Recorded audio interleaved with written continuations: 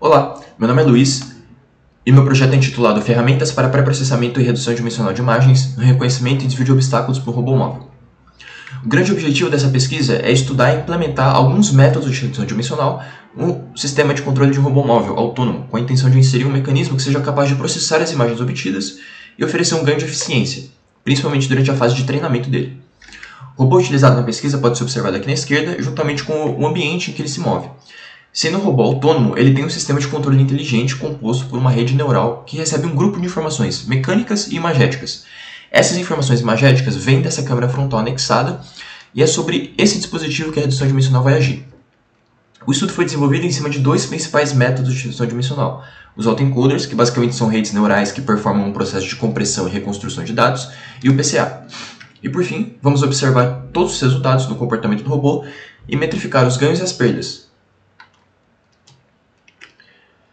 A metodologia de desenvolvimento do projeto foi dividida em várias etapas, e como a gente está trabalhando com uma ferramenta de processamento de imagens, e principalmente com o uso de redes neurais, a gente precisa de bons datasets para desenvolver os modelos. E buscando incrementar a qualidade do projeto e ampliar o horizonte de experimentações, utilizamos um conjunto diversificado composto por 4 datasets, cada um contendo por volta de 8.000 imagens. Com essa organização, a gente consegue explorar uma quantidade maior de modelos e também analisar como os métodos agem em diferentes condições de aplicação. Em seguida, a gente tem o PCA, que nada mais é do que uma sigla para Principal Component Analysis, ou análise de componentes principais. É uma ferramenta que se enquadra no que a gente chama de método linear.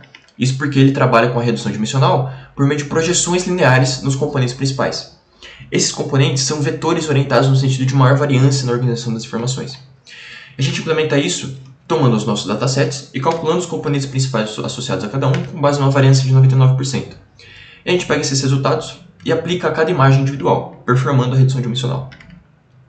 Para os autoencoders, a gente estabeleceu uma arquitetura com algumas padronizações que permitem um ambiente de testagem mais controlado.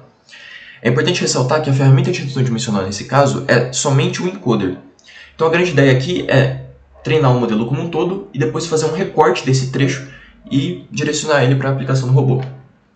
Mesmo com essas padronizações estabelecidas, ainda existem algumas variáveis que a gente chama de hiperparâmetros que precisam ser determinadas nessa montagem. Seria, por exemplo, o número de filtros em cada camada de convolução, o número de neurônios e a própria quantidade de camadas. Tudo isso pode ser modificado e cada modificação gera um resultado diferente. Então, para superar esse problema, a gente vai recorrer a um algoritmo de força bruta chamado Grid Search, que age explorando o espaço amostral de possíveis valores para cada uma dessas variáveis que a gente quer estudar. E aí, para cada possibilidade, ele gera uma rede, faz um teste e recolhe os resultados, para a gente, no fim, analisar e escolher a rede que apresentou a melhor performance. Depois da realização do Grid Search, a gente vai ter um conjunto de mais ou menos 600 redes, e que depois de uma seleção inicial passam a ser 130, que ainda é um valor consideravelmente alto para a realização de testagens práticas. Então foi desenvolvida uma metodologia de seleção desses modelos com base no cálculo do score, que é uma pontuação para cada rede com base em 3 fatores essenciais para o escopo da aplicação. Essas informações são reduzidas a uma média que me fornece um valor de 0 a 100, que é uma aproximação do quão bem ajustada a rede é para o meu escopo de pesquisa. Ao final, cada dataset vai receber 10 modelos com maior score, totalizando 40. Finalizando a metodologia, nós temos a variável final de análise que fornecerá os resultados da aplicação, o custo performático, que nada mais é do que a razão entre a variação da taxa de sucesso do robô e a variação no ganho de tempo observado, nesse caso durante a fase de treinamento. Seguindo para os resultados, aqui a gente pode observar alguns gráficos de evolução da taxa de sucesso do robô para diferentes autoencoders em cada dataset. Observe que todos eles ficam abaixo do baseline, uma representação visual da perda informacional que acontece durante o processo de redução dimensional. Veja também que o PCA apresenta um resultado muito insatisfatório. Aqui podemos ver os resultados para os últimos 2 datasets. Note que em todos eles a curva ainda não apresenta um comportamento de estabilização, isso é, a fase de treinamento ainda não está completa e, portanto, esses resultados possuem uma tendência forte de melhora com a adição de mais steps de simulação. Finalizando, aqui podemos ver os custos performáticos associados a todos os 40 modelos finais. Veja que os autoencoders apresentam uma performance superior ao PCA em todos os casos, indicando que o método linear não é adequado a essa aplicação. Nessa tabela, a gente pode ver os melhores resultados para cada dataset. Veja que os números apontam para uma perda de performance muito baixa.